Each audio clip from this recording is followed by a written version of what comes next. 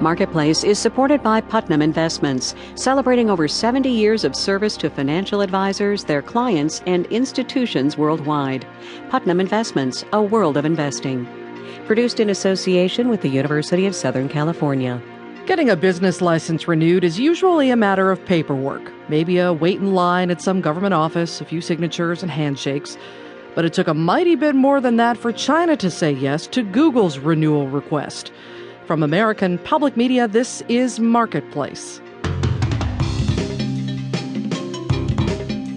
Marketplace is supported by LendingTree.com. Tools and personalized advice to help control your financial destiny are at the all-new LendingTree.com. And by Reputation Defender, helping doctors, lawyers, and small business owners monitor, protect, and improve their online reputations. ReputationDefender.com/market.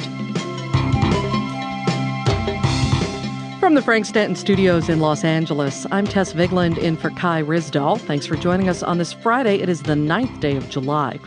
Google's impasse with China over censorship is over for now. The search giant says the Chinese government renewed its internet hosting license to operate in the country. China came very close to shutting Google out of its fast-growing market. It didn't want the company redirecting users to its Hong Kong-based site, but Google didn't want to censor its results.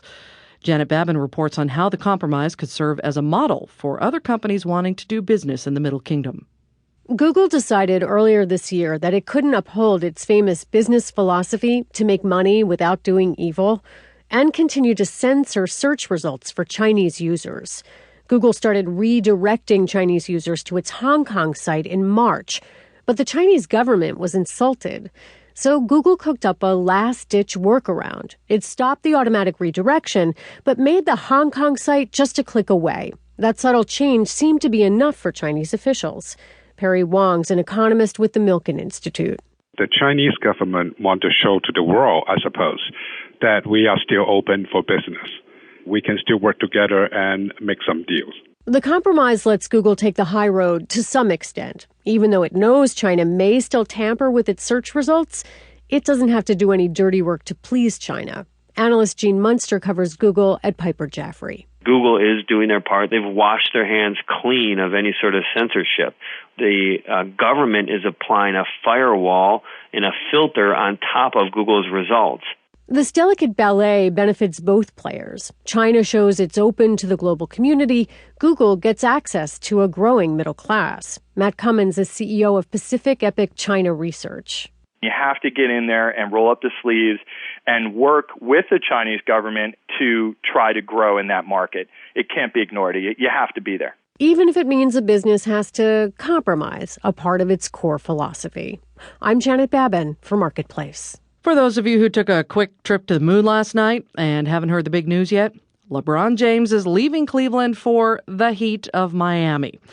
The NBA star forward made the announcement on ESPN in an hour-long special that got the biggest ratings of the night for any program, broadcast or cable.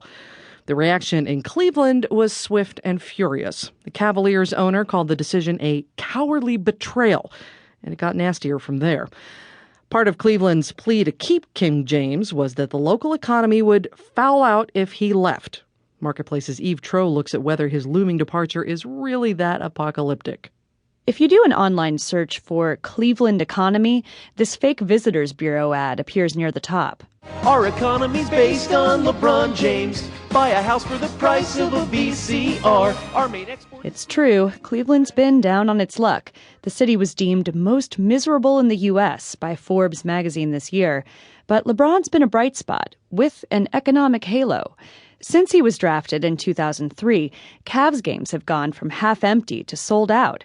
Downtown restaurants and stores have been busy. Media ads and team merchandise have sold like hotcakes, all because of LeBron James. So the story goes, but when it gets down to dollars and cents, I don't think his impact is that large. Dan Rasher is president of sports economics in Oakland, California. He says the Cleveland area economy is $180 billion. Losing LeBron might cost a few million. Someone from Columbus, right, drives up to Cleveland because they want to see LeBron. Now they